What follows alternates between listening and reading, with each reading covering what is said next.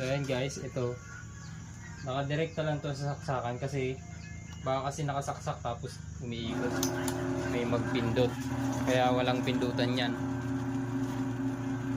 Yan, hindi siya maingay. Tapos tatakpan lang natin pag maglalagay ka ng ano para hindi natalsik. Okay.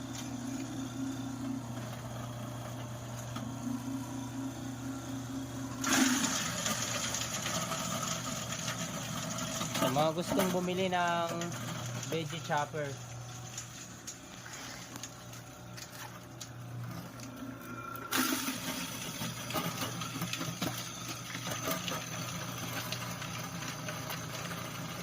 PM lang kayo.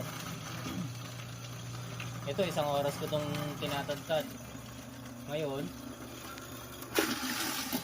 3 minuto, ubos na to.